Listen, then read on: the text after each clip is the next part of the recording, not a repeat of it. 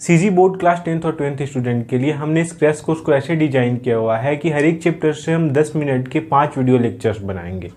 इनमें हम उन इंपॉर्टेंट टॉपिक्स को कवर करेंगे जिनसे प्रीवियस ईयर के क्वेश्चन पूछे गए हैं, जिनसे फ़ायदा ये होगा कि 40 से 50 मिनट में आपके एक चैप्टर प्रिपेयर हो जाएंगे और आप इजीली 90+ स्कोर कर सकते हैं। 5 दिसंबर से कंटिन्यूड इस कोर्स में मैं सीजीबीएसई सपोर्ट की तरफ से आप सभी का वेलकम करता हूँ। आज की वीडियो में हम संधारित्रों का समायोजन पढ़ने वाले हैं। इससे पहले वाले वीडियो के लेक्चर्स का लिंक डिस्क्रिप्शन में है। टेलीग्राम चैनल को ज्वाइन कर लो क्योंकि यूट्यूब से बार बार इन्फॉर्मेशन आपके पास वीडियो अपडेट की नहीं पहुंच पाती। टेलीग्राम का लिंक डिस्क्रिप्शन में है, ज़रूर ज्वाइन करो। जल्दी से हम इसको स्टार्ट करते हैं। संधारित्रों का संयोजन। सबसे पहले जानते हैं संधारित्र क्या होता है। एक कोई भी चालक लो और चालक पे आवेश देते जाओ। चालक तो आवेश को ले लेता है, चालक पे आवेश देते जाओ। आवेश देते जाओगे तो चालक उस आवेश को अपने अंदर लेके रखता जाएगा, जिससे क्या होगा कि उसके आसपास का जो इफेक्ट है वो बढ़ता जाएगा, जिसको हम क्या बोलते हैं, पोटेंशियल बोलते हैं। जैसे मार्केट वाला एग्जांपल दिया था, मार्केट यहाँ पे लगने लगी तो आसपास के पॉइंट का वैल्यू बढ़ गया। तो ठीक इसी तरह से चालक में आवेश देने पे आसपास का विभव बढ़ने लगता है। उसी इफेक्ट को तो विभव बोलते थे ना।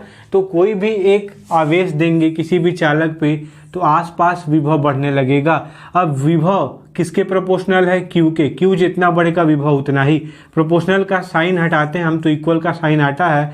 यहाँ पे कांस्टेंट सी आता है जिसको क्या बोलते हैं, कैपेसिटेंस या कैपेसिटी। मतलब कि यहाँ से सी की वैल्यू क्या आ जाती है, Q/V। ये जो होता है इसको कैपेसिटी बोलते हैं। कैपेसिटी मतलब क्या कि हर एक चालक की अपनी हर एक कोई चीज़ अगर लेते हो जिसमें स्टोर करना चाहते हो किसी चीज़ को, जैसे एक बॉटल लिया तो उसकी भी कुछ लिमिटेशंस है, उसकी भी कुछ कैपेसिटी है, इतने से ज़्यादा पानी नहीं रखेगा। इसी तरह हर चालक की अपनी एक कैपेसिटी होती है कि इतने से ज़्यादा वो चार्ज को नहीं रखेगा, आवेश को नहीं रखेगा। तो यही वो कैपेसिटी है C, जिसकी वैल्यू कितनी आई, Q/V। कहाँ से आई ये मैंने बता दिया। तो कैपेसिटी किसी भी चालक की क्या होती है, Q/V। मतलब कि इसको धारिता बोलते हैं कैपेसिटी को हिंदी में। तो इस तरह से हम देखते हैं कि जब हम चालक बनाते हैं तो हम और ज़्यादा चार्ज स्टोर करना चाहते हैं। जैसे कि एक बॉटल में इतना पानी रख सकते हैं, तो इन बॉटल को एक साथ मिला के कोई ऐसी चीज़ बनाई जाए कि और ज़्यादा पानी रख सके। समझ में आ रही बात।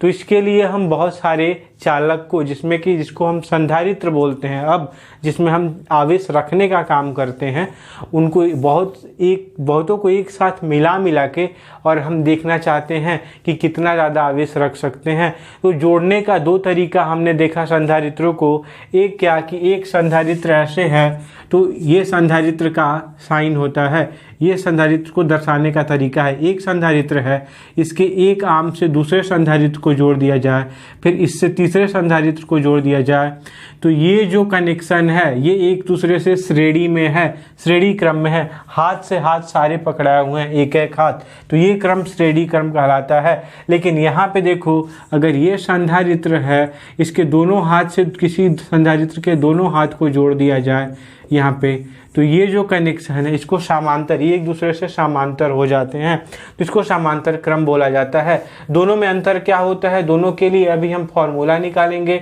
अभी डिराइव करने वाले हैं। बहुत ईजी लैंग्वेज में बताऊंगा, वीडियो को पूरा देखते रहना, सारी चीज़ें मैं प्रॉमिस करता हूँ समझ आ जाएंगी।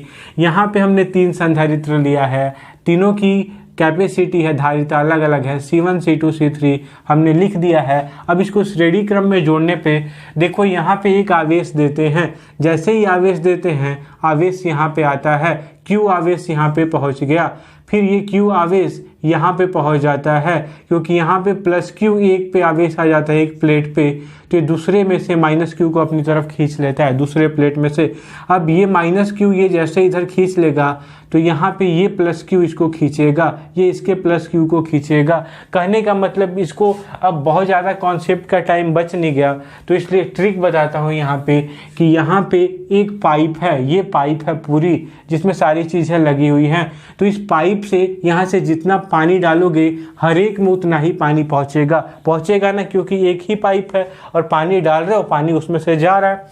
तो ठीक इसी तरह से आवेश यहाँ पे Q डालते हो तो हर एक संधारित्र पे कितना आवेश जाएगा, Q जाएगा, क्योंकि एक ही पाइप है।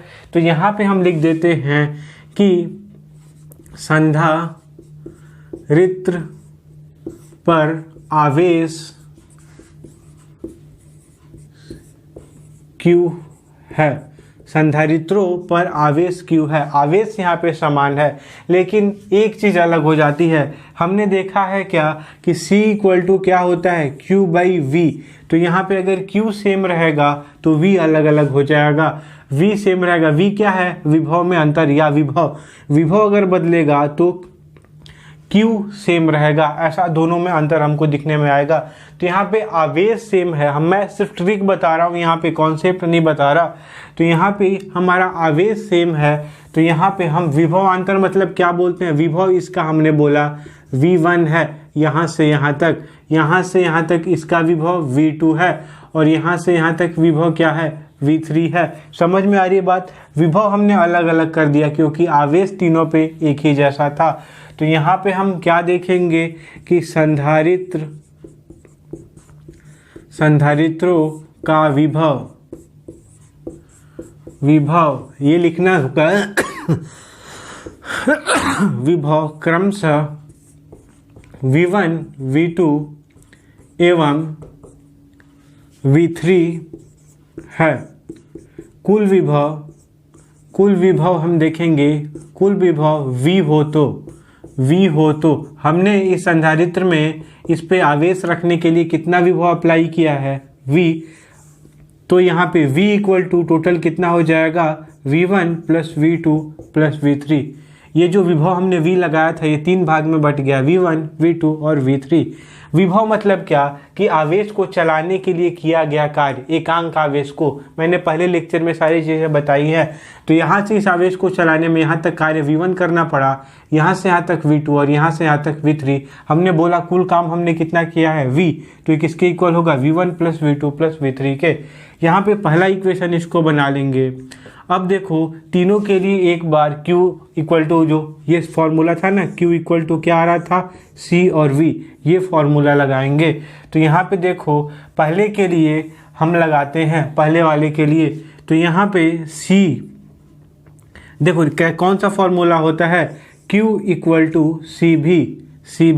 Q टोटल चार्ज है, C हमारा कैपेसिटेंस है और V हमारा क्या है, पोटेंशियल मतलब कि विभव है। तो ये Q इक्वल टू CV हर एक में यूज करते हैं। तो पहले के लिए क्या हो जाएगा, Q तो सभी के लिए सेम है, ये हो जाएगा C1 और V1। दूसरे वाले के लिए आवेश तो सभी में सेम है, C2 V2। और तीसरे वाले के लिए क्या हो जाएगा, Q equal to C3 V3।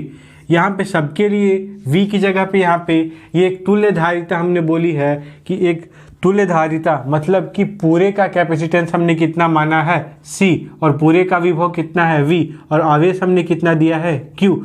तो यहाँ पे V की वैल्यू क्या आ जाएगी, V की वैल्यू C को इधर भेजेंगे तो क्या हो जाएगा, Q बाई C। यहाँ पे V1 की वैल्यू क्या हो जाएगी, Q1 बाई C1। यहाँ पे V2 की वैल्यू क्या हो जाएगी, Q2 बाई C2। और यहाँ पे V3 की वैल्यू कितनी हो जाएगी, Q3 बाई C3। इसकी वैल्यू को, इसके मान को, इन मानों को समीकरण एक में रखने पे समझ में आ रहा है सारी चीज़ें। एक में रखने पर हमको क्या करना है, V1, V2, V3 और V की वैल्यू सबके लिए निकाल के, V तो पूरे के लिए आ जाएगा Q इक्वल टू C भी। तो यहाँ से V की वैल्यू Q बाई C आ जाएगी। इसी तरह से पहले वाले के लिए बनाएंगे तो Q equal to C1 V1, दूसरे के लिए C2 V2 और Q equal to C3 V3 आ जाएगा। यहाँ से V1 V2 और V3 का मान ऐसे निकालेंगे और उसको इस इक्वेशन में रख देंगे। तो V की जगह पे क्या रखेंगे, Q बाई C, यहाँ पे क्या रखेंगे, Q बाई C1, यहाँ पे Q बाई C2 और यहाँ पे Q बाई C3।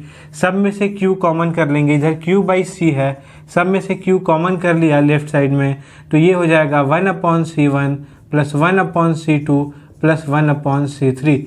तो यहाँ पे 1/C इक्वल टू कितना आया, 1/C1 1/C2 प्लस 1/C3। ये है हमारा श्रेणी क्रम का आंसर। श्रेणी क्रम में संयोजन करते हैं तो कितना आता है value, 1/C equal to 1/C1 1/C2 plus 1/C3।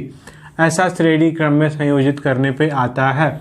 अब देखो, अगर श्रेणी क्रम में हर एक का कैपेसिटेंस 1 है, धारिता 1 है, तो हम क्या देखते हैं कि जो टोटल कैपेसिटेंस हो जाता है वो 1/3 हो जाता है।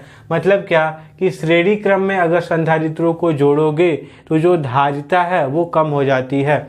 लेकिन समांतर क्रम में देखते हैं हम, यहाँ से Q आवेश देते हो आप, यहाँ से Q आवेश देते हो, वैसे ही पानी जैसा समझो कि यहाँ से कुछ पानी देते हो तो 3 पाइप निकले हुए हैं, 3 पाइप निकले हुए हैं तो तीनों में कुछ कुछ पानी चला जाएगा। तो माना कि इसमें कितना पानी गया, Q1, यहाँ पे Q2 और यहाँ पे Q3। तो लिखेंगे यहाँ पे कि समांतर क्रम में संधारित्रों पर आवेश, ये लिखना होगा हमको, आवेश क्रमशः कितने कितने हैं संधारित्रों पर, Q1 Q2 Q3 हैं। अब देखो, मैंने बताया था एक चीज़ कि Q अगर अलग हो गया तो V सेम हो जाएगा। मतलब यहाँ से यहाँ तक चलाने में जितना काम करना पड़ेगा आवेश को, ठीक यहाँ से मतलब दोनों पॉइंट के बीच का जो अंतर है वो तो सेम है ना। यहाँ से इस रास्ते से लाओ या यहाँ से इस रास्ते से लाओ या यहाँ से इस रास्ते से लाओ, पहुँचोगे इसी पॉइंट पे, तो दोनों के बीच का विभव क्या है, सेम है। तो ये वहाँ पे विभव सेम हो जाता है, वहाँ पे आवेश सेम होता था श्रेणी क्रम में। मतलब ये याद रखना है तुमको कि यहाँ पे आवेश अलग हो जाएगा तो विभव एक जैसा हो जाएगा, यहाँ पे आवेश एक जैसा है तो विभव अलग अलग। मैंने ट्रिक बता दिया है कैसे याद करना है। क्रमशः Q1 Q2 Q3 है समांतर क्रम में संधारित्रों पर आवेश तथा विभव V है। अब देखो, विभव V है, तब हम देखते हैं क्या होता है, Q इक्वल टू क्या होता है, CV। एक तुल्य संधारित्र के लिए, ये पूरे के लिए एक संधारित्र पे चार्ज Q है, उसका कैपेसिटेंस C है और V कितना है, पूरा इसका पोटेंशियल है, पूरा इसका विभव है। तो पहले वाले के लिए लगाएंगे तो Q1 इक्वल टू क्या हो जाएगा, C1V, Q2 इक्वल टू क्या हो जाएगा, C2V और Q3 इक्वल टू क्या हो जाएगा, C3V। अब कुल आवेश हमने कितना दिया है, Q, और ये किसके इक्वल है, Q1 plus Q2 plus Q3। यही आवेश जो पानी हमने डाला था वो 3 भाग में डिवाइड हो गया, Q1 Q2 और Q3 में, और फिर इधर से Q बन के निकल गया।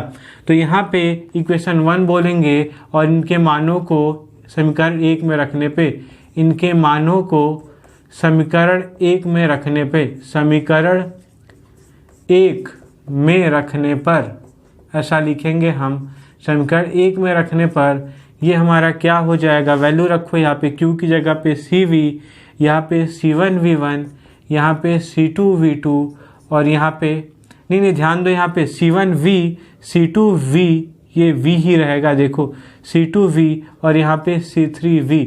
V कॉमन कर लो तो क्या हो जाएगा, C1 plus C2 plus C3, यहाँ भी CV है, V कैंसल, तो C जो हो जाएगा C1 plus C2 plus C3।